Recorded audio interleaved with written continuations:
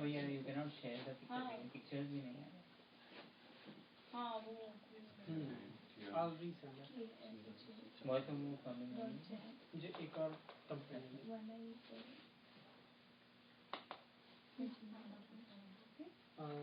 दीपक भाई पढ़ लिया है जो हमारा हमारी पूजा को अलग ही है, उसकी यूट्यूब ग्रुप में पहले डालेंगे।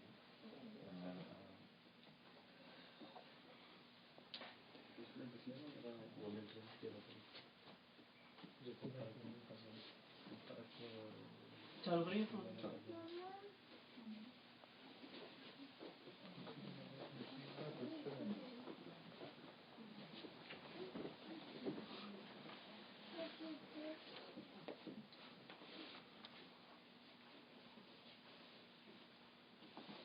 नमो अरिहन्ताणं नमो सिद्धाणं नमो आयर्याणं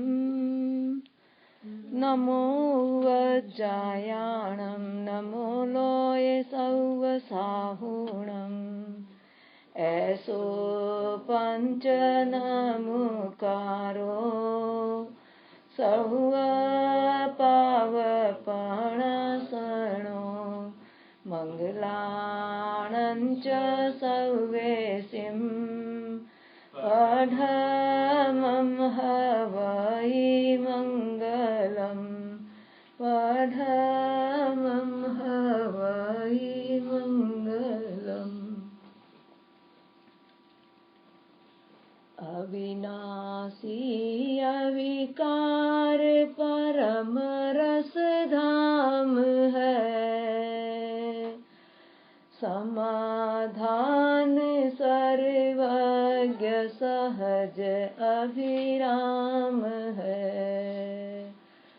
सिद्ध बुद्ध अविरुद्ध अनादि अनंत है, जगत शिरोमणि सिद्ध सदा जयवंत है। जगत शिरोमणि सिद्ध सदा जयवंत है। चरणाम्बुजे भक्तों बसने, हृदय में परमात्मा कर कमल शास्त्रों बसेने, मुख कमल मां शारदा। नेत्र में निर्विकारिता नवकारिणा भी कमल मां। ऐसे पूज्य गुरुदेव को करूं भाव भीनी वंदना। ऐसे ज्ञान दाता गुरु को भाव भीनी वंदना। सर्वप्रथम अनंत ज्ञान अनंत दर्शन के धारक, अहिंसा के पुजारी, क्षमा के सागर, नारी जाति के उद्धारक, चरण तीर्थंकर परमात्मा प्रभु महावीर महासती चंदनवाला को कोटि सह वंदन। जगत में विचरण करने वाले समस्त आचार्य उपाध्याय साधु सती मंडल के चरण सरोजों में नतमस्तक वंदन। पधारे हुए श्रद्धालु भाइयों बहनों, परमात्मा ने जगत के जीवों को प्रतिबोध देते हुए कहा, जरा जावन पीडेही वाही जावन बढ़ई। जरा जावन पीडेही वाही जावन बढ़ई, जावन दिया न हायंती ता धम्मम समायरी। कितनी सुंदर बात कही कि जरा जावन पीडेही, जब तक इस शरीर को बूढ़ापा न आ जाए। वाही जावन बढ़ई, जब तक यह शरीर रोगों का घर न बन जाए, यह शरीर रोगों का मंदिर न बन जाए। और जब तक हमारी जावन दिया न हायंती, जब तक हमारी इंद्रियां शिथिल न हो जाए, क्योंकि इंद्रियां शिथिल होने के बाद में धर्म की आराधना और साधना बहुत मुश्किल होती है। इसलिए परमात्मा कहते हैं कि जब तक बुढ़ापा शरीर को नहीं घेरे, शरीर रोगों का मंदिर नहीं बन जाए, और इंद्रियां भी हमारी शिथिल नहीं हो जाए, उसके पहले हमें क्या कर लेना चाहिए? धर्म की आराधना और साधना कर लेनी चाहिए। तो ये 10 लक्षण का आज 6th डे और आज का विषय संयम। परमात्मा कहते हैं कि जगत के जीवों के लिए संयम सबसे उत्कृष्ट धर्म और मोक्ष का मार्ग है। परंतु मोक्ष का मार्ग ये कब हो सकता है? क्योंकि हम देखते हैं कि दुनिया के अंदर बहुत से मिथ्या दृष्टि जीव भी संयम को अंगीकार करते हैं। आप सभी को मालूम है कि मिथ्या दृष्टि जीव भी संयम को अंगीकार करते हैं, इतनी उत्कृष्ट क्रिया करते हैं कि वो 9 ग्रह तक भी जा सकते हैं। परंतु जब तक जीवन में सम्यक दर्शन की प्राप्ति नहीं होती है, तब तक आत्मा का साक्षात्कार नहीं होता है। आत्मा का साक्षात्कार होने के लिए सम्यक दर्शन सहित जो उत्तम संयम को अंगीकार करता है, वो ही जीव मुक्ति को प्राप्त कर सकता है। बंधुओं, संयम कितने प्रकार के हैं? संयम किसे कहते हैं? संयम यानी क्या?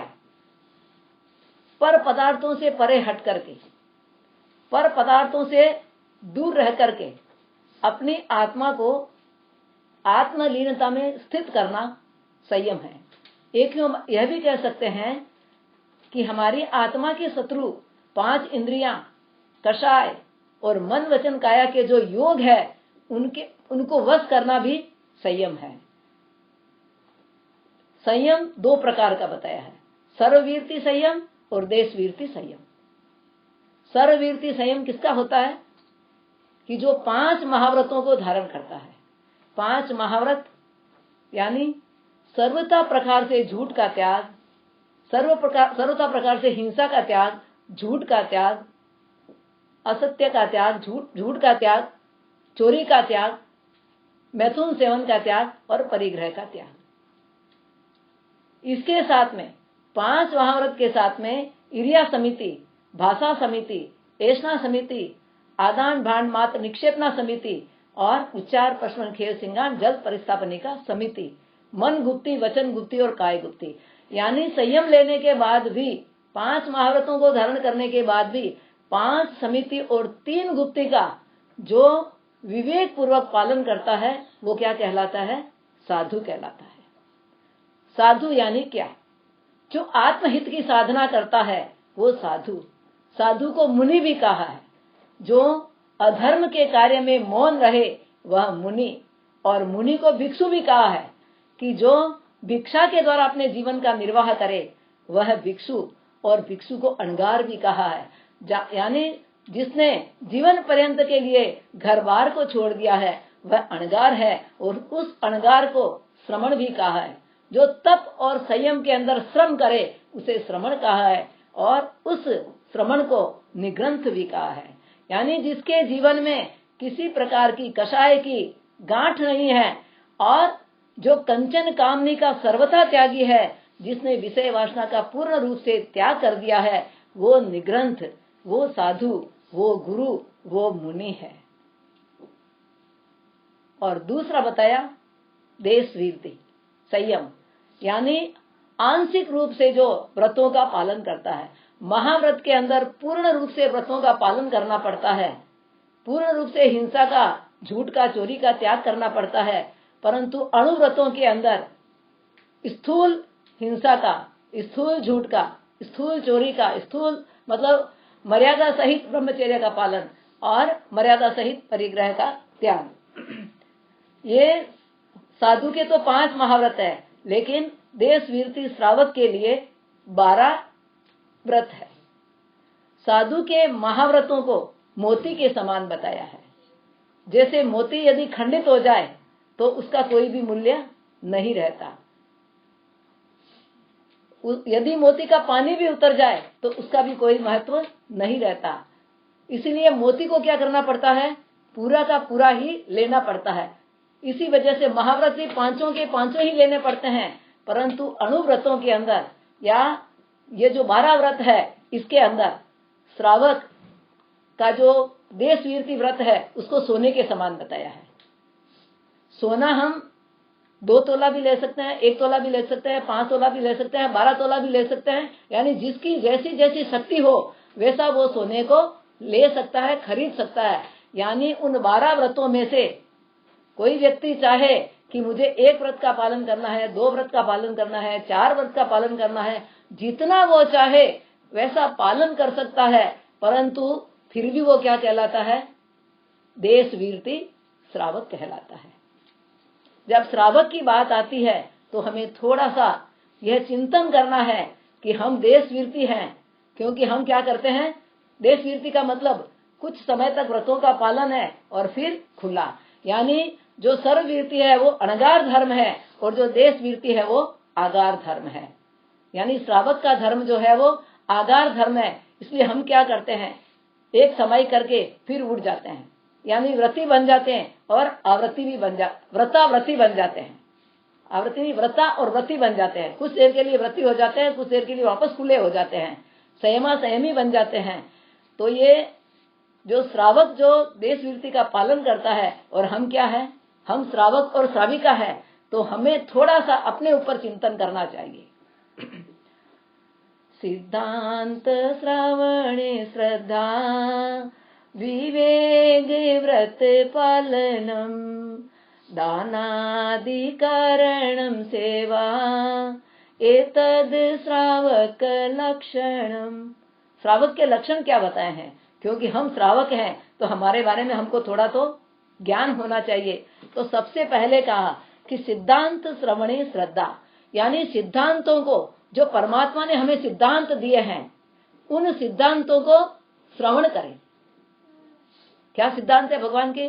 अनेकांतवाद है, कर्मवाद है, शादवाद है, परिग्रहवाद है, अहिंसा परमो धर्म है, जीवो और जीने दो है, 5 महाव्रत है, 12 व्रत है। यानी ये सारे किसके दिए हुए सिद्धांत है? परमात्मा के सिद्धांत हमें दिए हुए हैं।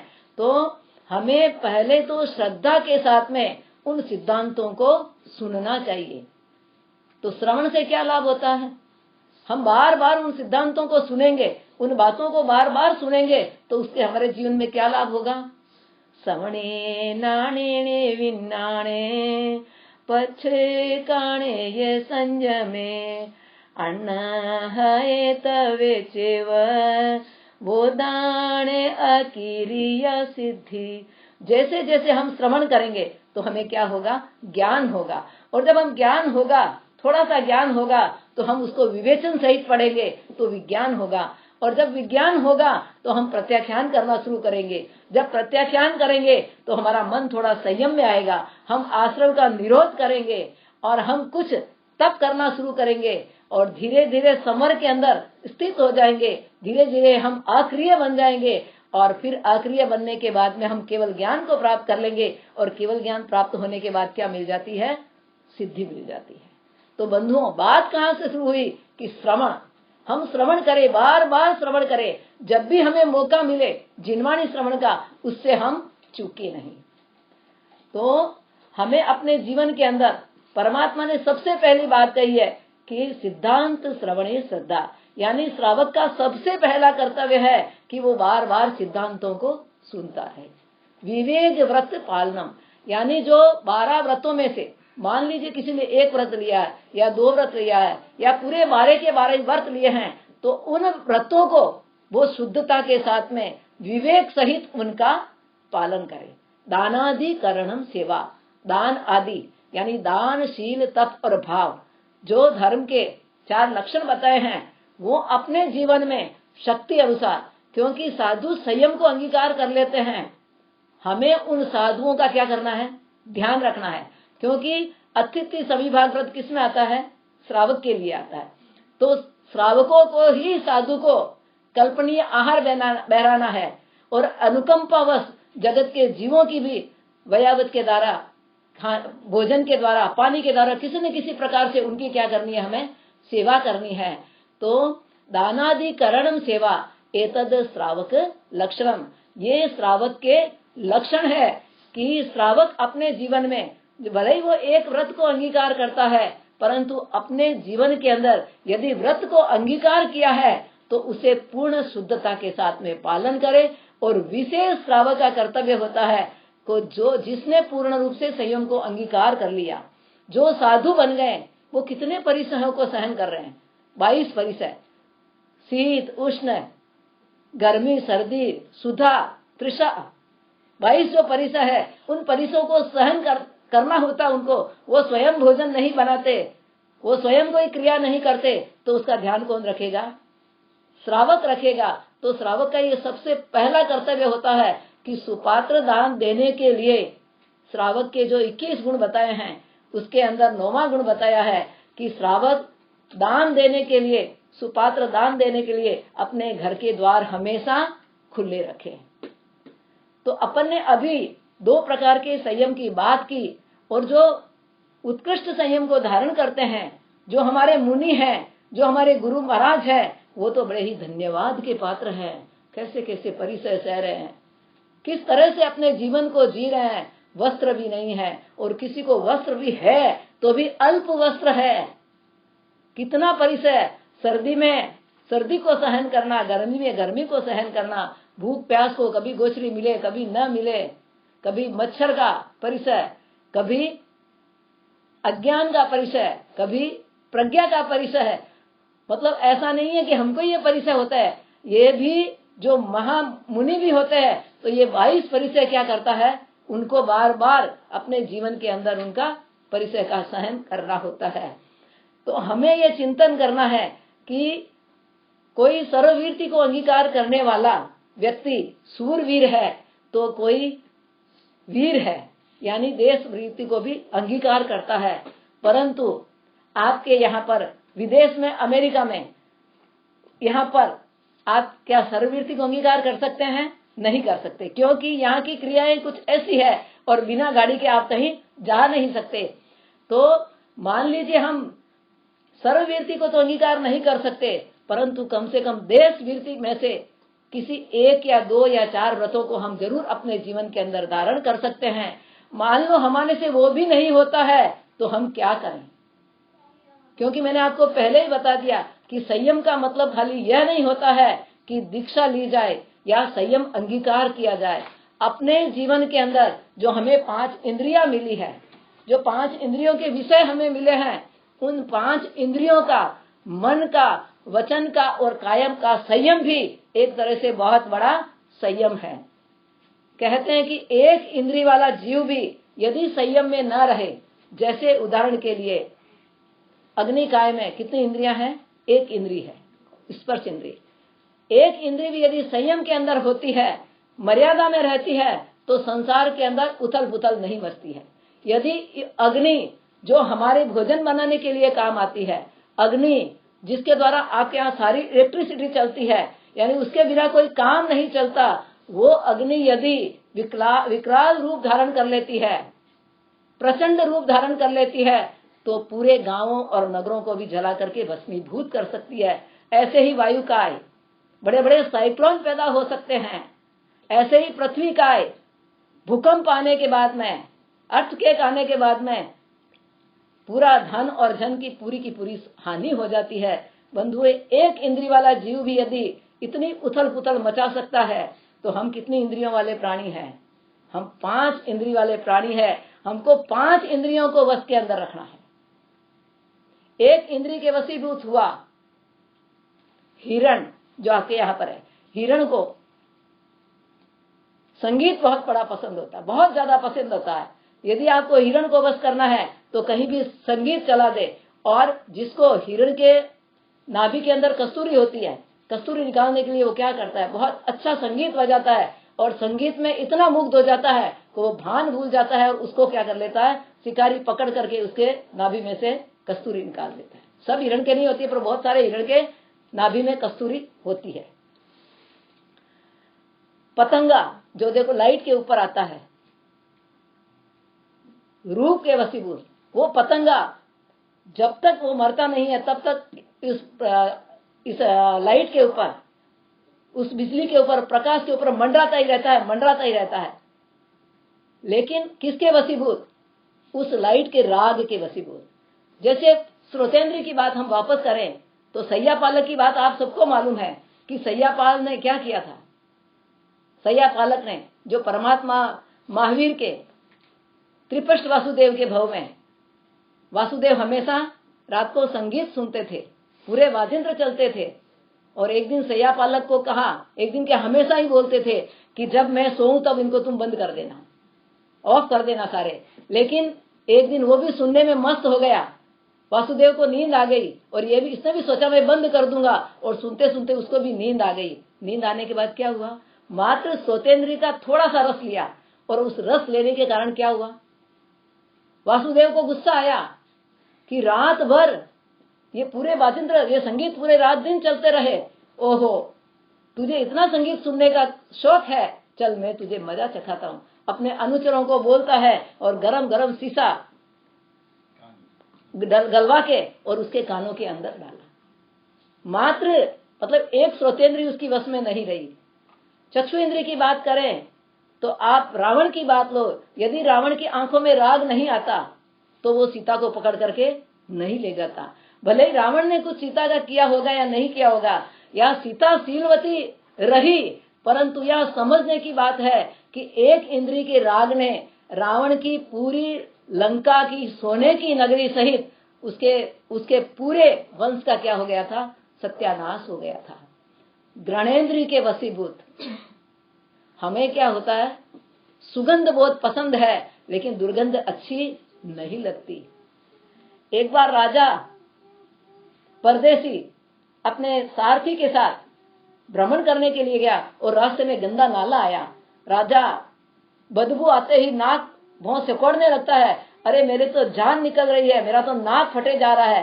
तो वो सारथी कहता है, राजन ये तो पुद्गल का स्वभाव है। जैसे वो पुद्गल का स्वभाव कहता है कि राजन को गुस्सा आता है कि पुद्गल का स्वभाव क्या, मेरा तो नाक फटा जा रहा है, सिर फटा जा रहा है, और यह कहता पुद्गल का स्वभाव है। तो बंधुओं कहते हैं कि उसी नाले का पानी वो चित्त वहां लेकर के जाता है और राजा को फिटकड़ी के द्वारा साफ करके उसमें गुलाब जल डाल करके और राजा को पिलाता है, और राजा कहता है आहा क्या ठंडा पानी है।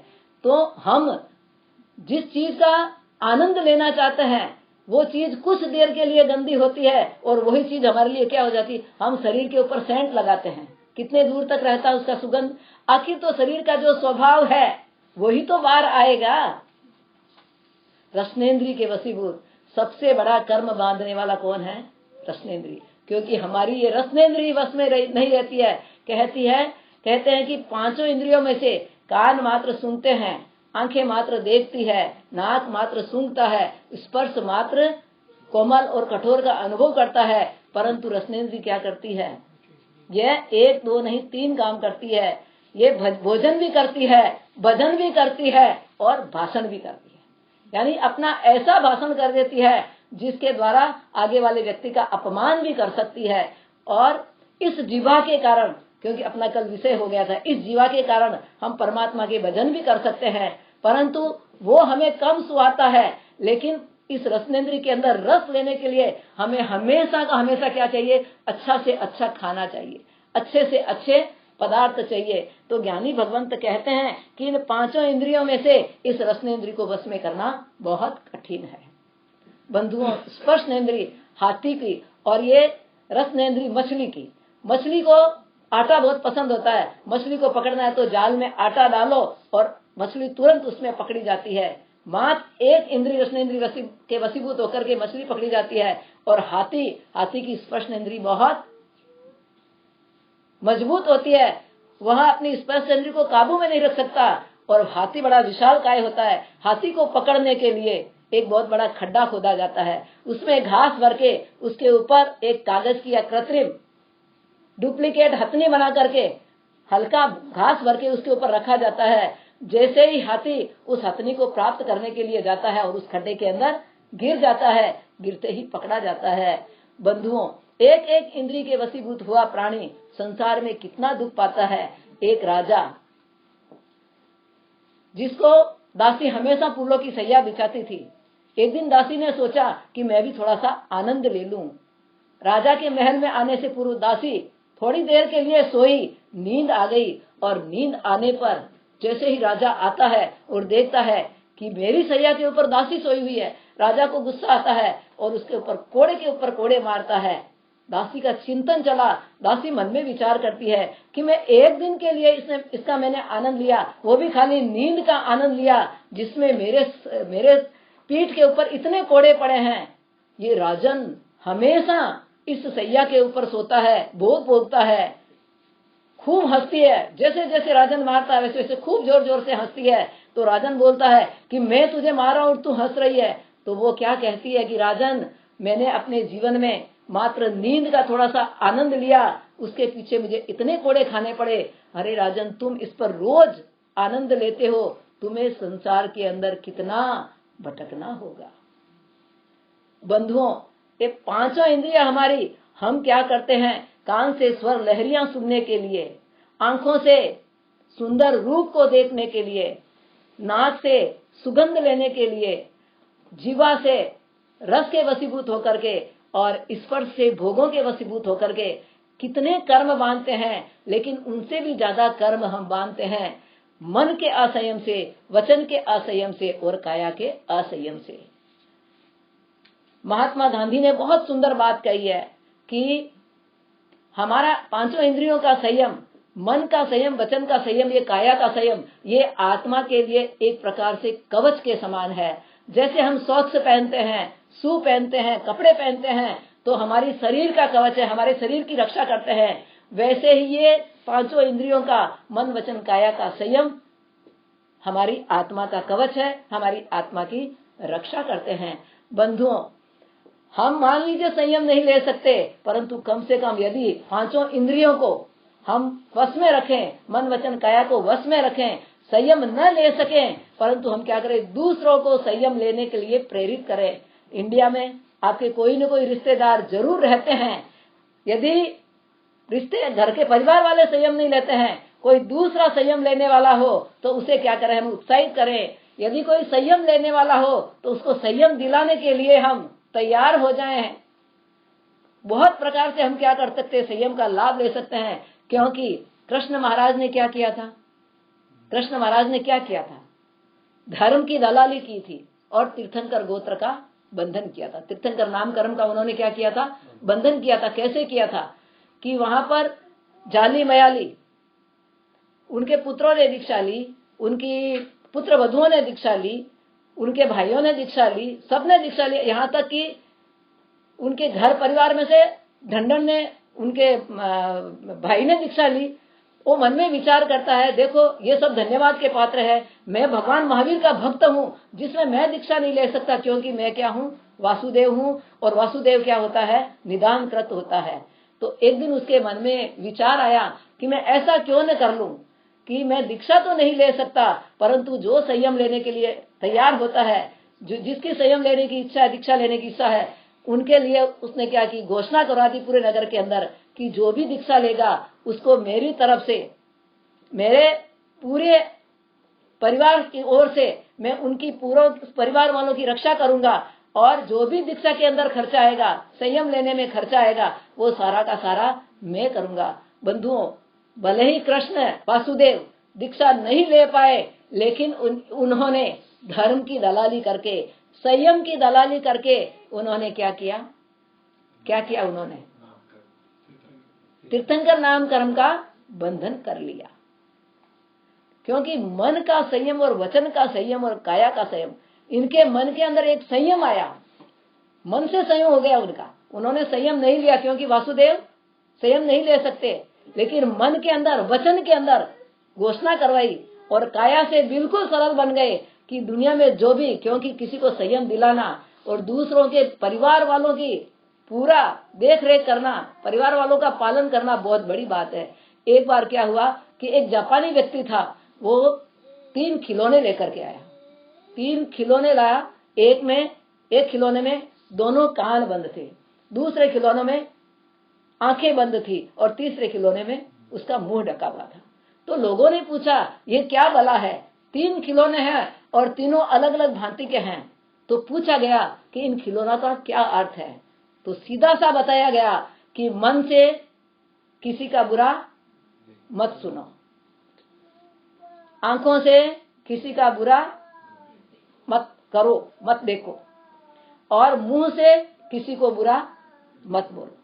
यानी ये 5 इंद्रियों का और मन वचन काया का संयम हमारे जीवन में आ जाए तो हमारी आत्मा का मात्र बिना संयम लिए हुए भी हम बहुत ऊंची श्रेणी के अंदर पैदा हो सकते हैं। कहते हैं कि काया से यदि कर्म बनते हैं तो 1000 सागर के, और वचन से यदि कर्म बनते हैं तो 100 सागर के, और यदि 1000 सागर के और 1,00,000 सागर के, 1 करोड़ सागर के वचन से, और यदि मन से यदि कर्म मानते हैं तो 70 कोड़ा कोड़ी सागरोपन का बंधन होता है। देखो, काया से बहुत थोड़ा, वचन से उससे ज्यादा, और मन से यदि कर्म बनते हैं तो 70 कोड़ा कोड़ी सागरोपम के भी कर्म बन सकते हैं। तो हमें चिंतन करना है कि वासुदेव जैसा कृष्ण जो दीक्षा नहीं ले सकता, उसने तीर्थंकर नाम कर्म बांधा, तो ये नाम कर्म क्या है, उस नाम कर्म को जानना चाहिए। तो नाम कर्म किसे कहते हैं कि जिस कर्म के उदय से जीव को नारकी के नाम से पुकारा जाता है, तिर्यंच के नाम से, मनुष्य के नाम से, देव के नाम से पुकारा जाता है, उसे नाम कर्म कहते हैं। नाम कर्म का स्वभाव क्या? नाम कर्म का स्वभाव चित्रकार के जैसा है। जिस प्रकार चित्रकार नाना प्रकार के चित्र बनाता है, कोई सुंदर चित्र होते हैं, कोई असुंदर चित्र होते हैं, कोई छोटे चित्र होते हैं, कोई बड़े चित्र होते हैं, अनेक प्रकार के चित्र बनाता है, उसी प्रकार नाम कर्म भी हमें क्या देता है? गति, जाति, इंद्रियां, शरीर, यानी अनेक प्रकार की चीजें नाम कर्म के द्वारा हमें मिलती है। अब इस नाम कर्म की उत्तर प्रकृतियां कितनी हैं? हमने ज्ञानावरण की उत्तर प्रकृतियां 5, दशनावरण की 9, वेदनी की 2, मोहिनी की ऐसे तो 2 बताई, परंतु मुख्य रूप से 2, पर 28 प्रकृतियां थी। आयुष्य की 4, परंतु आज नाम कर्म की कितनी प्रकृतियां आपको मालूम है? 93 प्रकृतियां, 93 प्रकृतियां हैं नाम कर्म की। तो सबसे पहले 14 है पिंड प्रकृतियां। पिंड प्रकृतियां यानी समूह के रूप में जो प्रकृतियां हैं उनको पिंड प्रकृतियां क्या, यानी एक प्रकृति के सब डिवीजन और भेद है, उसको पिंड प्रकृतियां कहा गया है। और दूसरी है प्रत्येक प्रकृतियां, 8 है प्रत्येक प्रकृतियां, 10 है त्रस दशक प्रकृतियां, और 10 है स्थावर दशक प्रकृतियां। इनको समझना बहुत जरूरी है थोड़ा कठिन विषय, लेकिन इसको समझना बहुत जरूरी है कि हमें गति किस माध्यम से मिलती है, हमें जाति कैसे मिलती है, हमें शरीर कैसे मिलता है, हमारी आवाज क्यों किसी को पसंद नहीं आती है, हमारे भाव क्यों अशुभ हो जाते हैं, हमें सुंदर शरीर क्यों नहीं मिलता। ये सारी बातें इस नाम कर्म के उदय के अंदर आपको सुनने के लिए मिलेगी। तो सबसे पहले जो 14 पिंड प्रकृतियां, उसमें गति नाम कर्म, यानी गति नाम कर्म के उदय से जीव को जो नरक गति, तिर्यंच गति या मनुष्य गति, देव गति मिलती है, वो 4 गतियां हैं। जाति नाम कर्म के उदय से जीव एकेंद्रीय, बेंद्रीय, तेंद्रीय, चौरेंद्रीय और पचेंद्रीय, यानी जिसको स्पर्श मिला एकेंद्रीय, स्पर्श रस मिला बेंद्रीय, स्पर्श रस घ्राण मिला तेंद्रीय, और जो जिनको 4 इंद्रिया चक्षु तक मिली चौंद्रीय, और जिसको 5 इंद्रिया मिल गया वे पचेंद्रीय। तीसरा बताया शरीर। ये शरीर भी किसके उदय से मिला है? नाम कर्म के उदय से मिला है। शरीर कितने हैं? 5। औदारिक शरीर, वेक्रिय शरीर, आहारक शरीर, तेजस शरीर और कार्बन शरीर। यानी औदारिक पुद्गलों का संग्रहण करके, और जीव जो औदारिक पुद्गलों के साथ में मिलकर के जो औदारिक शरीर बनता है उसे औदारिक शरीर, ऐसे ही 5 शरीर का समझ लेना। अब अंगोपांग यानी जो औदारिक शरीर हमें मिल गया, वेक्रिय शरीर हमें मिल गया, उसके अंगोपांग यानी क्या? ये भुजाएं, ये झंगे, छाती, पीठ आदि, उनसे ये तो हो गए अंग। और उपांग क्या? इनसे जुड़े हुए हाथ, अंगुलियां, नाक, आंख, कान आदि, ये भी किससे मिलते हैं? नाम कर्म के उदय से।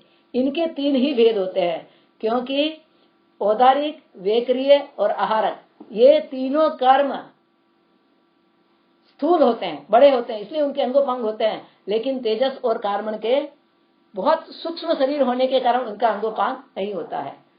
अब 5वां है संघात नाम कर्म, यानी जो पूर्व के हमारे औदारिक के मान लीजिए पुद्गल है, उनके साथ में नए पुद्गल आकर के, नए कर्म जब बंधन होते हैं तो पुद्गल उसके अंदर साथ होते हैं, तो उनको मात्र वो व्यवस्थित करता है, वो संघात नाम कर्म है। और फिर है बंधन नाम कर्म, जब ये व्यवस्थित करके रखता है तो 5 शरीर के व्यवस्थित करके रख देता है, तो बंधन नाम कर्म के द्वारा ये पांचों के पांचों शरीर का बंधन हो जाता है।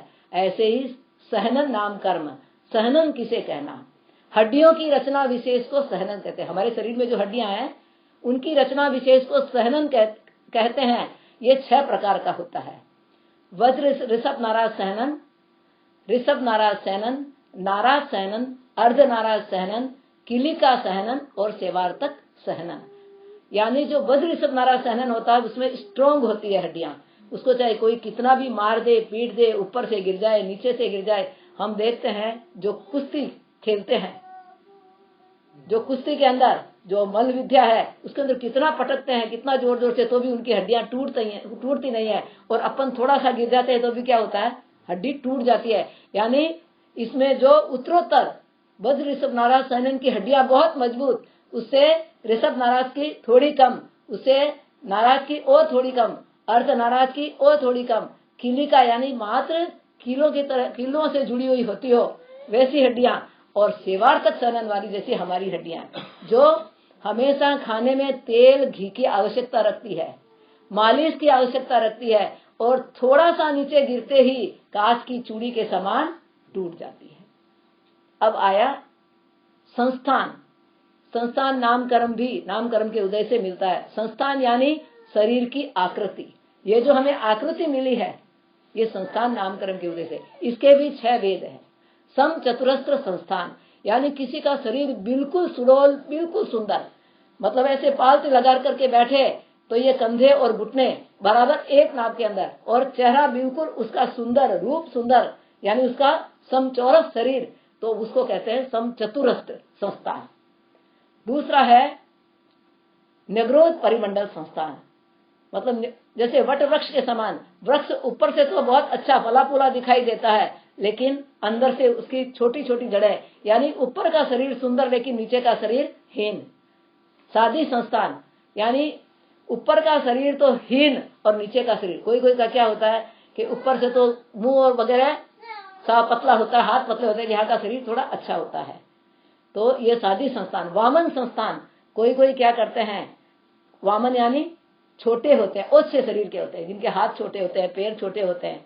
और कुब्जक संस्थान, कुबड़ा जिसको बोलते हैं, कुबड़ा, तो किसी की छाती आगे से निकली होती है, किसी की पीठ पीछे से निकली हुई होती है, वो कुब्जक संस्थान।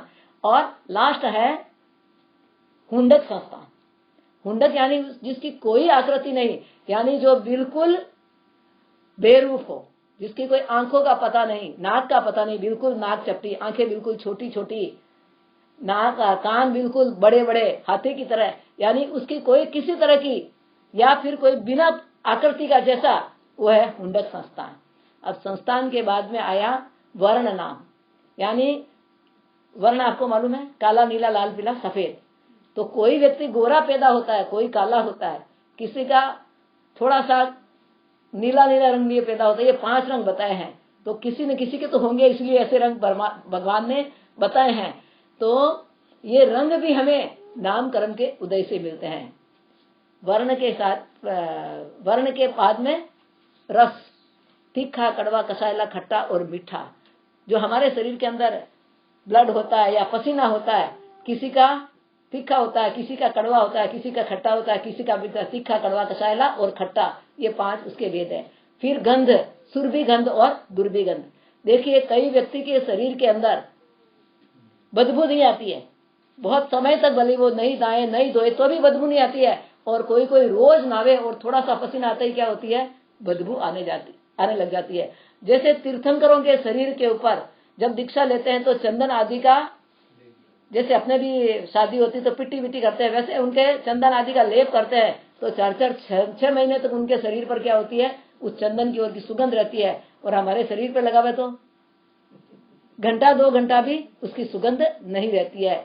और ऐसे ही स्पर्श, स्पर्श यानी किसी का शरीर कोमल मिलता है, किसी को कठोर शरीर, किसी की ड्राई स्किन, किसी की ऑयलिंग, और किसी को ठंडा, किसी को गर्म, किसी का बिल्कुल कोमल और किसी का हार्ड।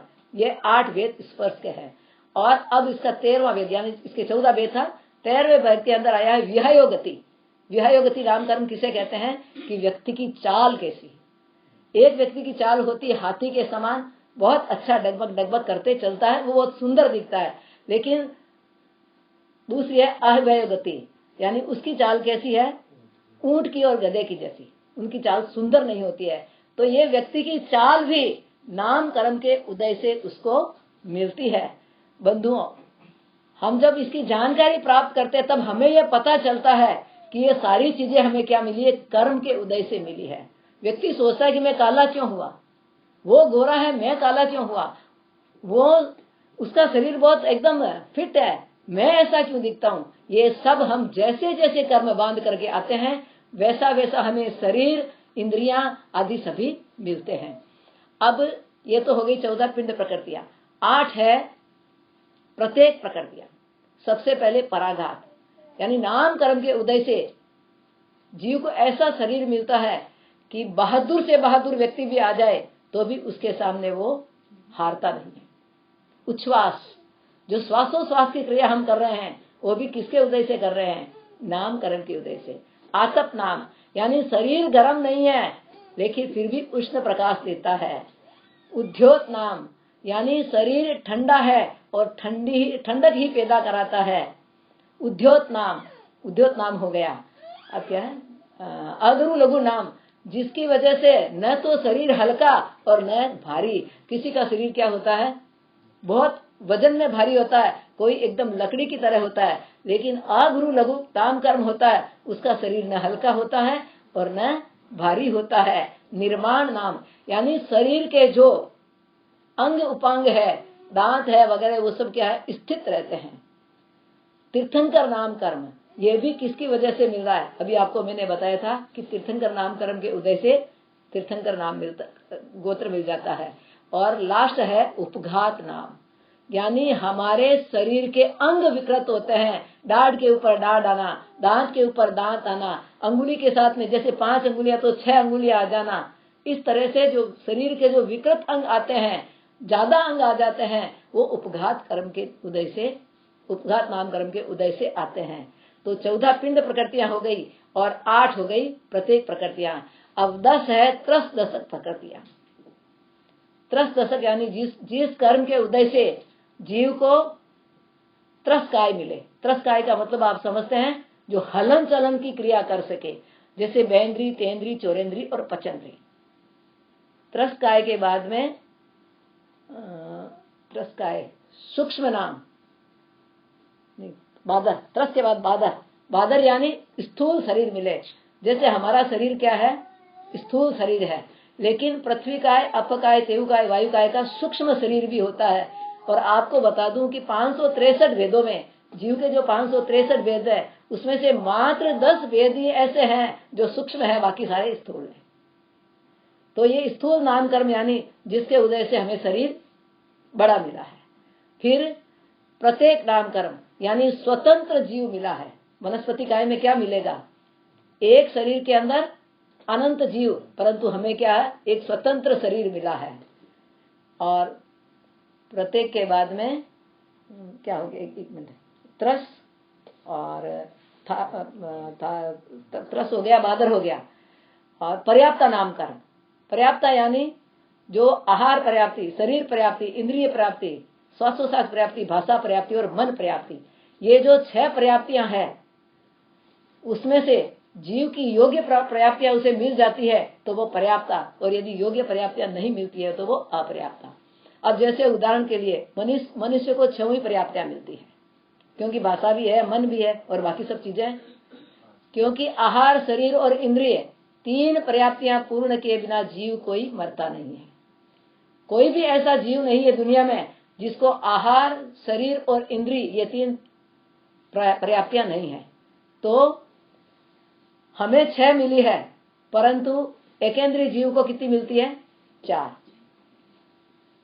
4 मिलती है एकेंद्रीय जीव को। आहार, शरीर, इंद्रिय और बिना श्वासोश्वास के तो जीता नहीं है वो, तो 4 मिलती है। फिर बेंद्री को कितनी मिलती है पर्याप्तियां, 5, क्योंकि उसको व्यवहार भाषा मिलती है।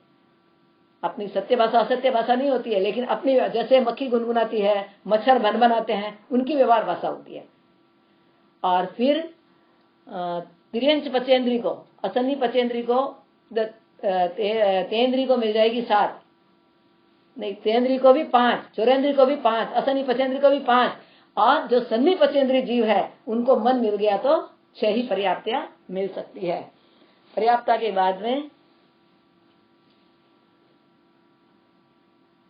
त्रस्त नाम, बादर नाम, पर्याप्ता नाम, प्रत्येक नाम, शुभ नाम। यानी इसके शुभ नामकरण के उदय से जीव को ऊपर का शरीर तो अच्छा मिलता है, लेकिन नीचे का शरीर उसको हीन मिलता है। अभी अभी अपन ने उसमें संस्थान में भी देखा, लेकिन नामकरण के उदय से भी ये उसको हो सकता है। सुभग नाम, सुभग नाम के अंदर वो किसी भी प्राणी का हमेशा भलाई करेगा और अच्छा ही लगेगा, और दुर्भग सुभग नाम में अच्छा लगेगा, भले वो उपकार नहीं भी करता है, कैसा भी काम करता है तो भी वो प्राणियों को अच्छा लगेगा। सुस्वर नाम, यानी वो कैसा भी बोलेगा तो भी उसके स्वर सबको प्रिय लगेंगे, अच्छे लगेंगे। और सुस्वर नाम और यश कीर्ति नाम, ये भी किसकी उदय से मिलता है जीव को, है नामकरण के उदय से। व्यक्ति सोचता है कि मैं नाम काम कर रहा हूं इसलिए मुझे नाम मिल रहा है, व्यक्ति सोच रहा है कि मैं दान दे रहा हूं इसलिए मुझे नाम मिल रहा है। यानी ये हमारी थिंकिंग है। एक्चुअल में तो हम जो पूर्व भव के अंदर जैसा जैसा हम शुभ कर्म बांध करके आए हैं तो हमें शुभ मिलता है, हमें यश कीर्ति मिलती है, और हमें सब जगह हमारी प्रशंसा होती है। यदि हम अशुभ नाम कर्म बांध करके आए हैं तो हम कितना भी काम कर लें, चाहे कितनी भी सेवा कर लें, लेकिन हमें कभी भी प्रशंसा नहीं मिलेगी। ये स्थावर जीव की अब बात करते हैं, स्थावर दशक। यानी स्थावर दशक यानी जो हलन चलन की क्रिया नहीं करते, पृथ्वी काय, अप काय, तेऊ काय, वायु काय और वनस्पति काय, ये जीव स्थिर रहते हैं। स्थावर से ही पता चलता है जो स्थिर रहने वाले जीव है वो ये 5 एकेंद्री के जीव है। स्थावर के बाद में सूक्ष्म है, ये मैंने आपको पहले ही बता दिया कि मात्र इन 5 स्थावर के अपर्याप्त और पर्याप्त 10 ही भेद सूक्ष्म के होते हैं। सूक्ष्म के साथ में साधारण, जैसे अपने को तो क्या मिला था, अपने को मिला है स्वतंत्र शरीर, परंतु साधारण वनस्पति काय को एक ही शरीर के अंदर अनंत जीव रहते हैं। अपर्याप्त नाम, पर्याप्ता होते ही नहीं है, उसके पहले ही समाप्त हो जाता है। 3 ही पर्याप्त होती है, जब तक चौथी पर्याप्ति नहीं मिलती है जब तक जीव क्या रहता है, अपर्याप्ता रहता है। अब अशुभ नाम, वही शरीर की हीनता। दुर्भग नाम यानी दुर्भागी, कितनी भी सेवा करे, कितना भी प्रयत्न करे, लेकिन तो भी उसे यश नहीं मिलता। ऐसे ही यश कीर्ति नाम, अपयश कीर्ति नाम, यानी कितना भी काम करेगा तो भी उसको वहां पर यश नहीं मिलेगा, क्योंकि वो पहले ऐसा शुभ नामकरण बांध करके नहीं आया, पुण्य को बांध करके नहीं आया है, इसलिए उसको ये सारी की सारी चीजें नहीं मिलती है। अब ये अपन ने अभी कितना सुना, 14 पिंड प्रकृतियां, 8 प्रत्येक प्रकृतियां, 10 स्थावर प्रकृतियां और 10 त्रस प्रकृतियां। इसमें शायद कोई 1-2 छुट्टी होगी तो मिच्छामि दुक्कडम, क्योंकि स्थावर, सूक्ष्म, प्रत्येक, पर्याप्ता, शुभ अशुभ, दुर्भग, दूस्वर और यश कीर्ति 2 छूट रही है। अपयश तो हो गया, अपयश हो गया, 2 छूट रही है, याद नहीं आ रही है मुझे, 2 छूट रही है, फिर किताब देखे बाद में बता दूंगी आपको मैं। तो ये ऐसे तो 42 हुई है, 42 हुई है, लेकिन जैसे गति नामकरण की 5 प्रकृतियां, 4 प्रकृतियां गति नामकरण की, नरगति, दिव्य गति, मनुष्य गति, देवगति, ऐसे जाति में 5, शरीर में 5, इन सबको मिला करके ये प्रकृतियां कितनी हुई, 93 प्रकृतियां हुई। अब ये नाम कर्म का बंध कैसे, भोग कैसे मिलता है, बंध कैसे होता है, पहले बंध कैसे होता है, बंध कैसे होता है इसका, कि व्यक्ति अपने भावों के अंदर कुटिलता रखे, भाव की वक्रता, भाषा की वक्रता, भाव, भाषा और काया की वक्रता, और कथनी करनी में अनेक रूपता। यानी व्यक्ति करता कुछ और बताता कुछ, उसके भावों के मन की वक्रता, यानी मन में उसके चिंतन और है, वो क्या कहता है कि मैं तुम्हारा भला करूंगा, लेकिन मन में क्या सोचता है कि मुझे इसका भला करना नहीं है। और वचन में वक्रता, जब भी वो बोलता है तो सीधा सीधा नहीं बोलता, गोल मोल घुमा करके बोलता है। अपन समझते हैं कि इन कर्मों से, इन बातों से हमारे कर्मों का बंध नहीं होता है, परंतु बंधुओं हम जो भी हम छोटा से छोटा या बड़ा से बड़ा हम पाप का जो काम करते हैं, हमें पता नहीं चलता कि हमारा ये पाप कब बन जाता है, लेकिन वो थोड़ा सा कुटिलता रखेंगे, थोड़ी सी भावों के अंदर वक्रता कर देंगे तो हमारा क्या बन जाएगा, अशुभ नाम कर्म बंध जाएगा। तो भावों की, पहले मन की वक्रता, वचन की वक्रता, काया की वक्रता और कथनी करनी में अनेक रूपता, ये हुए अशुभ नाम कर्म के। वचन की वक्रता रखने वाला जीव अधिकांश झूठ ही बोलेगा, सत्य नहीं बोलेगा, क्योंकि उसे क्या करना है, वचन की वक्र वाला है, वो सीधा बोलने वाला है ही नहीं। बार बार जब भी बोलेगा उसके भीतर में ऐसे ही संस्कार भरे हुए हैं, अशुभ नाम, पूछना कुछ, अशुभ नाम कर्म के उदय से उसके अंदर भीतर में वो झूठ का ही कचरा भरा हुआ है, इसलिए उसके वचनों में शुद्धता आ ही नहीं सकती।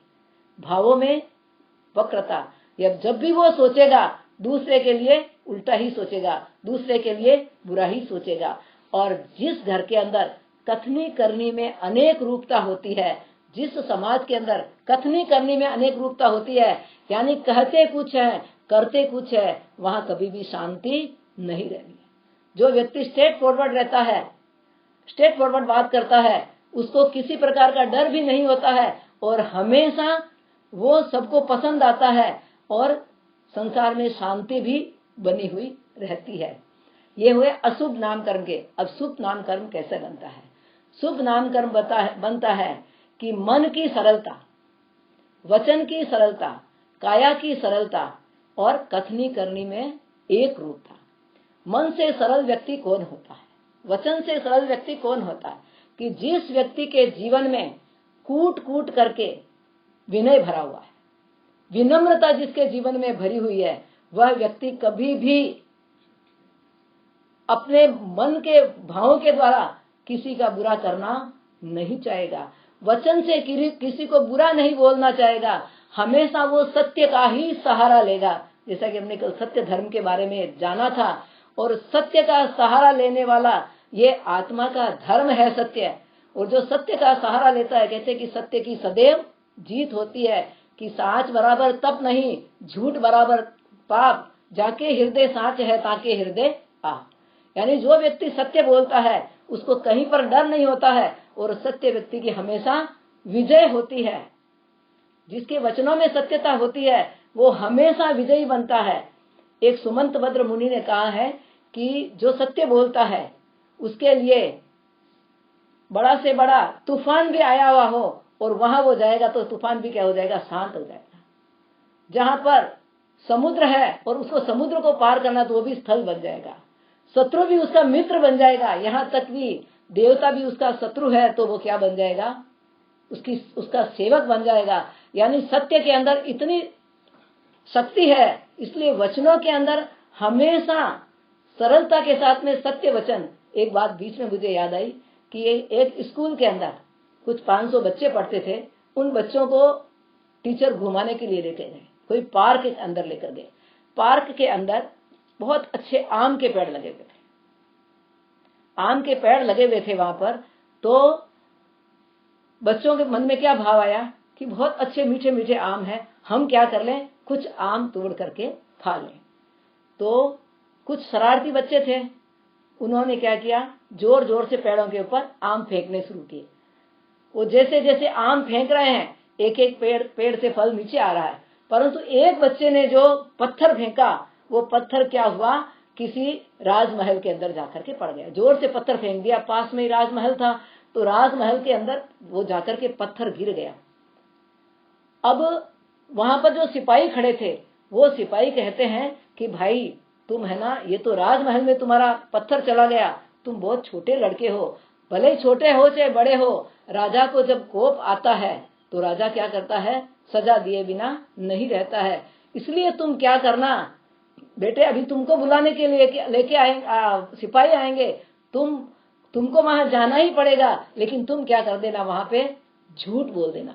पर जिसके वचन में वक्रता नहीं होती है। और जिसको बचपन से ही ऐसे संस्कार दिए जाते हैं, और अर्थात या किसी को पूर्व भव के अंदर भी ऐसे संस्कार आए हुए होते हैं कि वो झूठ बोलना चाहता ही नहीं है, वो सिपाही उसको बार बार समझा रहा है, देख तू वहां जाकर के झूठ बोल लेना नहीं तो तेरी दशा बड़ी खराब होगी। लेकिन वो लड़का क्या कहता है कि नहीं, मेरी माता ने मुझे क्या कहा है कि जिंदगी में बेटा जो सत्य बोलता है सत्य की विजय होती है, जो झूठ बोलता है उसे एक झूठ के पीछे 100 झूठ बोलने पड़ते हैं। इसलिए तुम्हें कहीं डरने की जरूरत नहीं। यदि तू सत्य बोलेगा तो तेरी गर्दन नहीं कटेगी, लेकिन तू झूठ बोलता है तो कभी कभार गर्दन भी कट सकती है। उस बच्चे को अपनी माँ की बात याद आती है और दौड़ करके जैसे ही सिपाही लेने के लिए आया और वो राजा के घर पे जाता है। राजा के घर पे जाकर के राजा क्रोध में था एकदम, और 10-12 बच्चे साथ में गए, किसने पत्थर फेंके? तो उसने कहा मैंने ही फेंका, उसने कहा मैंने ही फेंका, उसने कहा मैंने भी फेंका। लेकिन जिस बच्चे का पत्थर राजमहल में गया, एक पत्थर मेरे राजमहल में आया, ये किसने फेंका? तो वो बच्चा सामने से खड़ा होकर के एकदम विनयता के साथ में, ऐसा नहीं है कि कोई ऐसे अकड़ करके बोलेगा तो पकड़ा जाएगा, विनय के साथ में झुक करके, हे राजन मेरी गलती हो गई, हम बहुत मीठे मीठे आम लगे हुए हैं, हमारी इच्छा आम खाने की हो गई, इसलिए हमने क्या कर दिया, पत्थर फेंक दिया, और पत्थर गलती से आपके यहाँ आके पड़ गया, मैं आपसे माफी चाहता हूँ, सॉरी मांगता हूँ। राजा का हृदय क्या हो गया? पिघल गया। क्योंकि जहाँ झूठी बातें बनाई जाती है ना, वहां पर गड़बड़ होती है, एक के साथ में और 20 झूठ बोलना पड़ता है। लेकिन इसने क्या किया, सत्य का सहारा लिया, तो वहां पर उसकी जीत हुई। तो हमें भी वैसा का वैसा विनयवान बन करके अपने जीवन के अंदर यदि हम सत्य का सहारा लेते रहेंगे तो हमारे जीवन में किसी प्रकार की कोई दुर्घटना आने वाली नहीं है। कथनी करनी में एक रूपता, हम जैसा कहते हैं वैसा ही हमको क्या करना चाहिए, करके दिखाना चाहिए। ये जो 8 कर्म है, इन 8 कर्मों के अंदर शुरू से हम ले रहे हैं ज्ञानावरणी कर्म, दर्शनावरणी, वेदनीय, मोहिनी, आयुष्य, नाम, गोत्र और अंतराय। ये 8 कर्म है, उसमें से 4 घाती कर्म और 4 अघाती कर्म। लेकिन आज हमको ये समझना है कि जो 4 घाती कर्म है वो पुण्य है कि पाप है। 8 कर्म में से कौन कौन से कर्म पुण्य है और पाप है? तो जो 4 घाती कर्म है वो तो पाप ही है। क्यों पाप है? क्योंकि वो आत्मा के गुणों का घात करने वाले हैं। वो सदैव आत्मा के गुणों का घात ही करते रहते हैं, इसलिए वो पाप रूपी है। और पाप रूप होने के कारण हमारे जीव को सबसे पहले उन्हीं कर्मों को खत्म करना पड़ता है। और सबसे पाप रूप किस कर्म को बताया गया है? मोहिनी कर्म।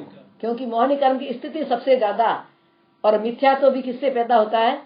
मोहिनी कर्म के द्वारा।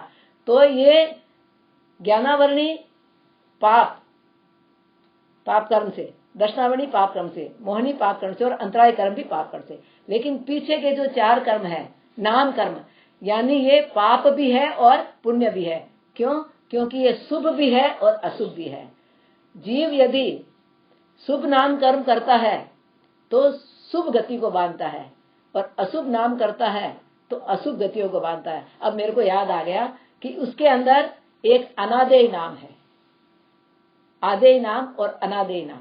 आदेय नाम का मतलब है बहन जी, आदेय नाम और अनादेय नाम। आदेय नाम का मतलब है कि व्यक्ति कितना भी अच्छी बात कहे, सभा में खड़ा होकर के कहे, चाहे परिवार में बड़ी योजना बना करके एकदम सही बात बोलता है, तो भी उसको बात को कोई भी मानने के लिए तैयार नहीं होता है। और एक व्यक्ति मुंह में जो आता है वो बोल देता है, पूरी योजना भी नहीं बनाता है, वो प्रोग्राम सही होगा कि नहीं होगा, वो यदि बोल देता है तो उसकी बात अच्छी लगती है। तो ये जो आदेय नाम कर्म है वो अशुभ है, और अनादेय नाम कर्म है वो शुभ है। तो ये जो नाम कर्म की बात आई, तो आदेय और अनादेय, ये नाम कर्म शुभ भी है और अशुभ को भी बांधता है। फिर है नाम कर्म के बाद गोत्र कर्म। गोत्र कर्म भी क्या होता है? उच्च गोत्र तो शुभ है और नीच गोत्र अशुभ है। इसलिए जैसे नाम कर्म पुण्य और पाप दोनों हैं, वैसे भी गोत्र कर्म भी शुभ और अशुभ नाम पुण्य और पाप दोनों है। और फिर आयुष्य कर्म, आयुष्य कर्म भी क्या है?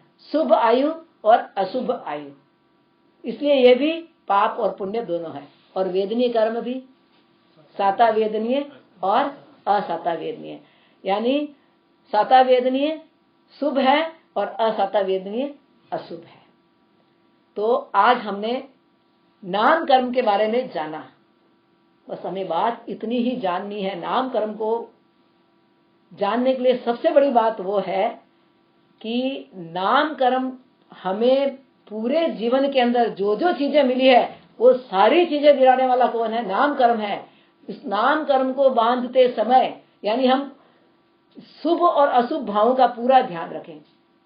एक मुक्तक बीच में याद आता है कि भाई कहते हैं कि हमें घूमने के लिए अच्छी से अच्छी कार चाहिए, भाई कहते हैं हमें घूमने के लिए अच्छी से अच्छी कार चाहिए, बहनें कहती है कि हमें पहनने के लिए हीरा का हार चाहिए, बहनें कहती है हमें पहनने के लिए हीरे का हार चाहिए।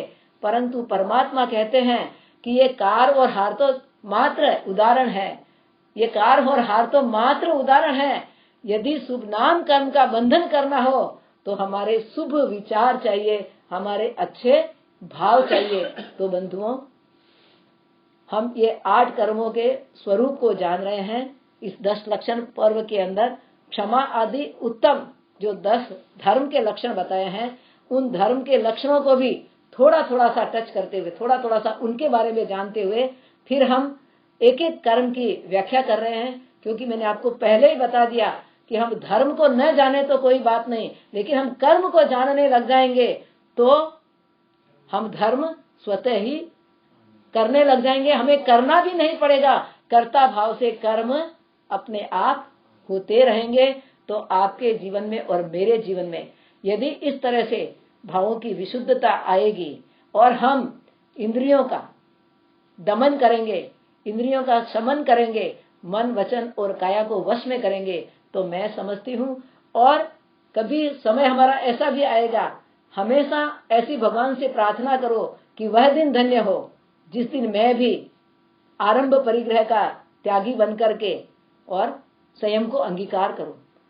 हो सकता है कि इस भव में ही संयम आवे, इस भव में न भी आवे मान लो, तो आगे वाले भावों में, यदि भावों में बार बार जो 3 मनोरथ हमारे बताए गए हैं वो 3 मनोरथ का हम बार बार चिंतन करेंगे तो हमारे जीवन के अंदर वो भाव एक न एक दिन जरूर आएंगे और कभी न कभी हम भी ऐसे संयमी बन करके अपने कर्मों को हल्का करके मोक्ष गति को प्राप्त करेंगे। मेरे बताने में किसी प्रकार की अभिनयशात न हुई हो अथवा वीतराग वाणी से विपरीत कोई एक भी शब्द कहा हो तो तस्मिच्छामि दुक्कडम। जय जितेंद्र, जय महादेव। 4 प्रश्न भूपेश।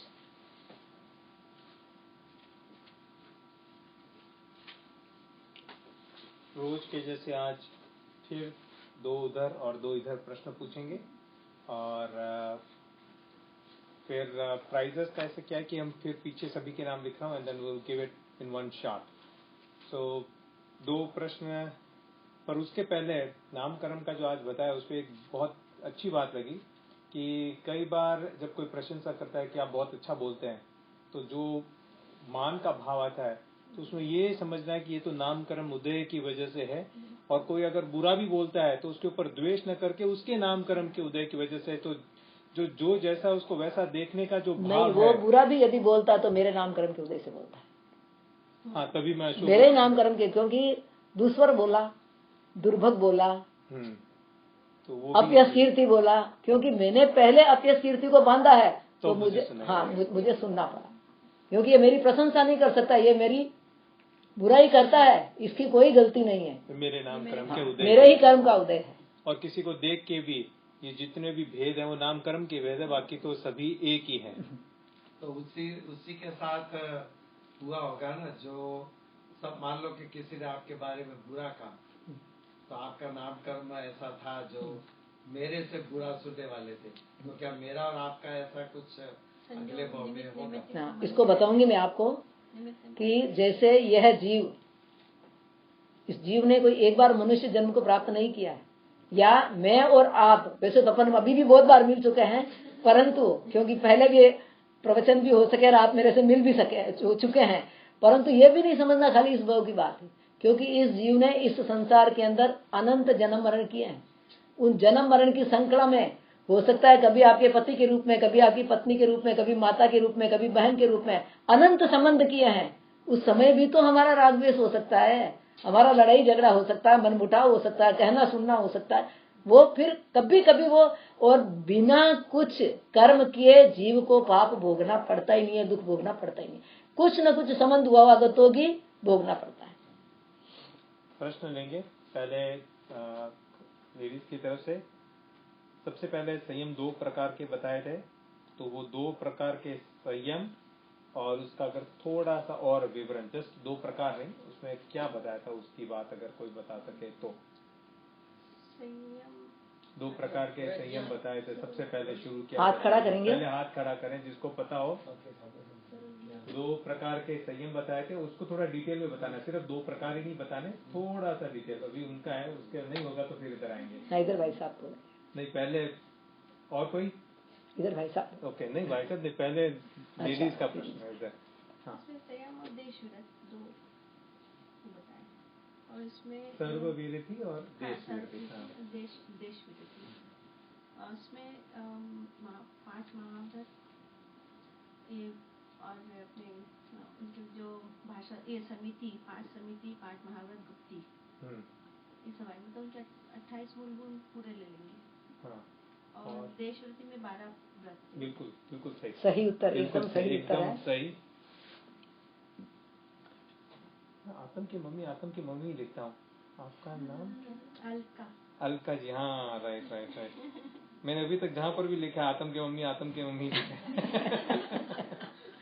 उसका नाम ही अच्छा है ना यहाँ पर। हाँ, अलका जी, वैसे नाम याद था लेकिन अभी यूज में नहीं आता है तो फिर ओके। अभी इस तरफ श्रावक यानी क्या, मम्मी ने कुछ बताया था, और 5 महाव्रतधारी को अलग अलग नाम से बताते हैं, वो क्या क्या अलग नाम बताए थे मम्मी।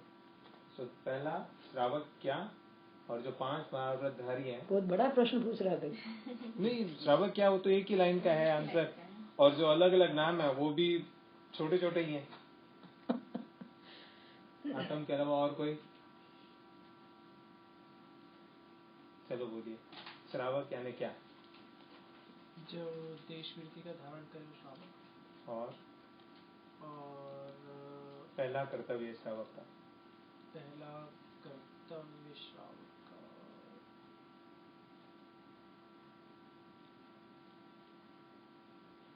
आधा आंसर तो राइट है आपका, पर और बताया था। ये तो लंबा हो जाएगा भाई फिर। अच्छा, ठीक है। क्योंकि वो गाथा याद रहती है ना, तो जल्दी याद आ जाता है। ठीक है। वैसे तो बहुत सारे। तो मेन जो पहला कर्तव्य है क्या बताया? नहीं, पहला कर्तव्य है सिद्धांत श्रवणे श्रद्धा। श्रवण करना, क्योंकि जब तक वो सुनेगा तभी वो आचरण में आएगा, तभी करेगा। और 5 महाव्रत के जो बताए थे, क्या क्या नाम बताए थे? 5 महाव्रतधारी कौन कौन है? नहीं, पहले इनका है। हाँ, वो नहीं बताए तो। अच्छा, इसी में ही है क्या? इतना बड़ा क्वेश्चन है? इतना बड़ा क्वेश्चन? छोटा सा तो क्वेश्चन है। अच्छा, चलो मैं एक और साधु के क्या क्या नाम बताए थे? साधु के अलग अलग क्या क्या नाम है? 5 महाव्रतधारी साधु के अलग अलग क्या क्या नाम बताए थे?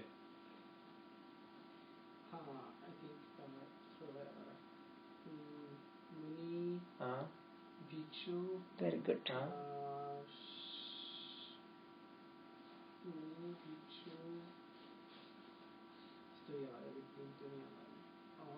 जैन धर्म को पहले कौन सा धर्म बोलते थे?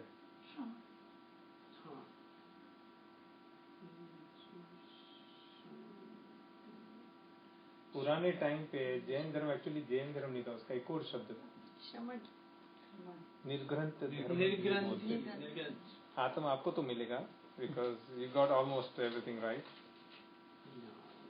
अलका जी का पुत्र। देखो, आपको बताया था सबसे पहले साधु, मुनि, भिक्षु, अणगार, ब्राह्मण, निग्रंथ, अलग अलग तरीके से बताया था। बिल्कुल। अब याद नहीं, अब भूलेंगे। अब आपकी तरफ, अब नाम कर्म में चलेंगे, और नाम कर्म में जो टोटल कितने डिवीजन है एक अंक बताया था, उसमें जो फर्स्ट डिवीजन है उसके सिर्फ 4 या 5 बताने सब। तो नामकरण से क्या प्राप्त होता है और कितना डिवीजन है वो भी अगर याद नहीं हो तो मम्मी ने बताया था कि क्या क्या नामकरण से क्या क्या जीव को प्राप्त होता है, वैसे 5-7 बता दे तो भी चलेगा। नेक्स्ट क्वेश्चन है। इजी, मैंने तो अरे अगर वो 93 टोटल 93 बताया था तो 93 तो बताना नहीं है, 93 में से भी कोई एक पकड़ के उसका 5 ही बता दो। 2 तो अभी भूपेश ने बोले।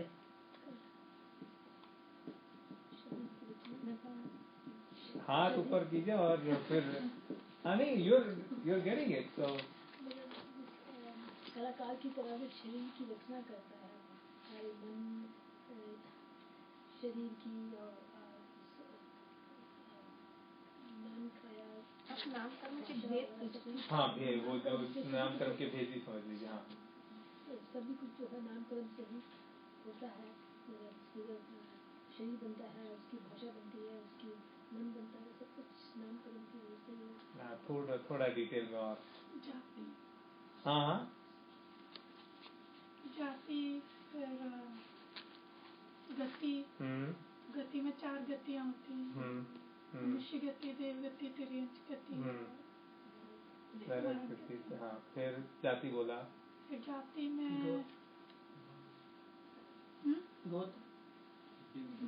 जाति तो अलग हो गया। हाँ जाति, फिर जाति के भेद नहीं है। हाँ जाति के भेद। चलो फिर और क्या क्या बताए थे, गति बता दी, जाति बता दी, और क्या क्या मिलता है नामकरण के, और क्या क्या प्रकार है?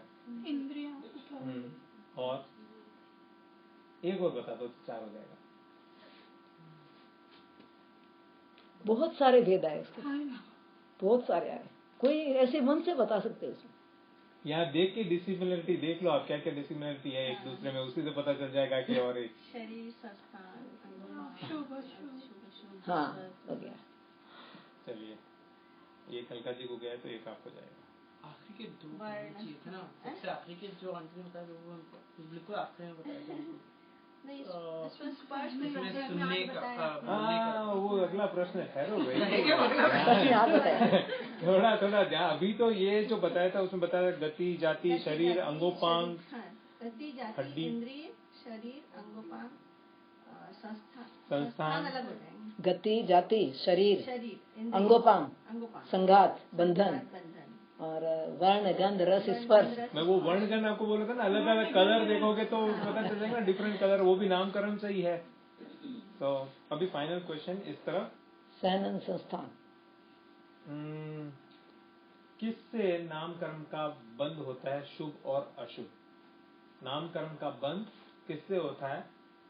शुभ बंध और अशुभ बंध दोनों बताने कि कैसे नामकरण का बंध होता है। तो ये तो अपन ने देखा कि कैसे उसके प्रकार है नामकरण के, क्या क्या देता है, पर ये होता कैसा, उसका बंधन नामकरण का कैसे होता है? ये हाथ ऐसे नहीं था, ये ऐसे कर रहे हैं मतलब नामकरण का उदय कैसे है, लास्ट में बताया था मम्मी ने।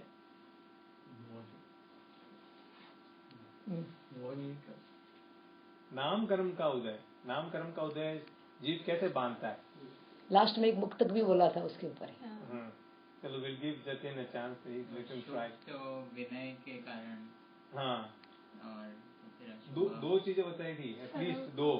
शुभ विनय तो उसमें सरलता के कारण जुड़ा था, उसके आगे तो कुछ नाम थे ना। पहले अशुभ का बताओ, अशुभ नामकरण कैसे होगा?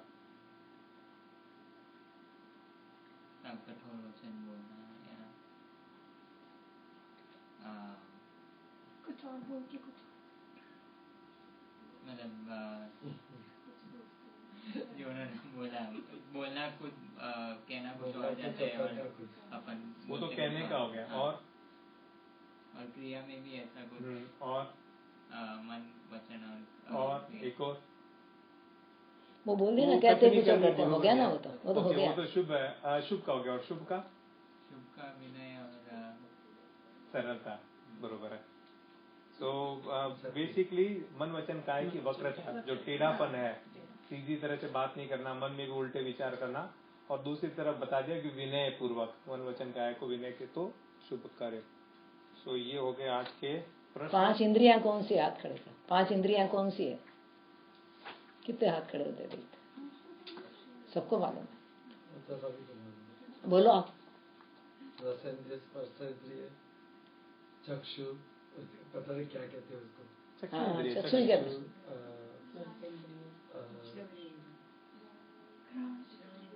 स्वर्णेंद्रिय,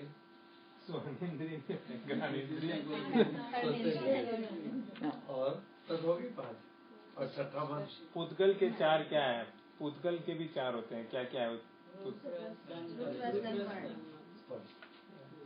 तो आज का जो क्वेश्चन पेपर है, already sent you an email, तो फॉरवर्ड कर देना। ये सभी को करना है, सिर्फ बड़ों को नहीं, बच्चों को सभी को करना है। इसके अंदर श्री महावीराय नमः से इसको डेकोरेट करना है। You have to write Shri महावीराय नमः। बच्चे भी लिख सकते हैं, इंग्लिश में भी लिख सकते हैं, but they need to enter 1 2 3 4 ताकि we know how many Shri महावीराय नमः they have written inside. It has to be neat, it can be decorated with different colours. बच्चों को जैसे भी करना है कि अगर दूसरे पेन यूज करने हैं, हाँ, इनकी आकृति के ऊपर अंदर जगह हो सके, अंदर जितना बारीक लिख सको, जितना छोटा हो सके, जितना ज्यादा हो सके और जितना सुंदर हो सके। और संख्या भी लिखनी है उसकी, कितना लिखा हो। हाँ, 1 2 3 4 संख्या लिखनी है। श्री महावीराय नमः, इसमें बच्चों को कुछ करना नहीं, सिर्फ श्री महावीराय नमः है, उतना ही लिखना है। तो ये करके संडे तक, you don't even have to bring it tomorrow, Sunday तक आप कभी भी बच्चों को बोलिए तो उसके अंदर विल हैव प्राइजेस। मैंने कहा बच्चे और बड़े सभी, जिसको भी देना है, जिसको भी करना है, एंड कॉपीज भी है, तो जिसको भी करना हो तो। और आज के पेपर में सिर्फ आतंक आया है। अच्छा, आंटी दे रहे हैं। पेपर देता ही नहीं है तो मेरे को पेपर दिए ना, करेक्शन कैसे पाए?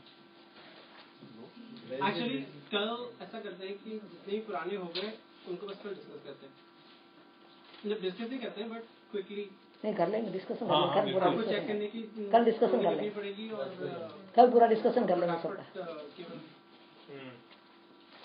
ठीक है, चलिए मंगल पाठ। नमो हरिहंताणम, नमो सिद्धाणम, नमो आयर्याणम, नमो वज्रायणम, नमो लोये सव्वसावणम, एसो पंच नमोकारो सव्व पापनाशनो मंगलानं च सव्वेसिं पद्मं हवै मंगलम। चत्तारि मंगलम अरियंता मंगलम, सिद्धा मंगलम, साहु मंगलम, केवली प्रणतो धमो मंगलम। चत्तारि लोगोत्तमा, अरिहंता लोगोत्तमा, सिद्धा लोगोत्तमा, साहु लोगोत्तमा, केवली प्रणतो धमो लोगोत्तमो। चत्तारि शरणं पवज्जामि, अरिहन्ते शरणं पवज्जामि, सिद्धे शरणं पवज्जामि, साहु शरणं पवज्जामि, केवली प्रणतं धम्मं शरणं पवज्जामि। अरहंतों का शरणा, सिद्धों का शरणा, साधुओं का शरणा, केवली परोपी दया धर्म का शरणा। ये 4 शरण दुख हरण जगत में, और न शरणा कोई होगा। जो भव्य प्राणी करे आराधन, उसका जय अमर पद होगा, उसका सदाई मंगल हो। बोलिए भगवान महावीर स्वामी की जय। जय जिनेन्द्र।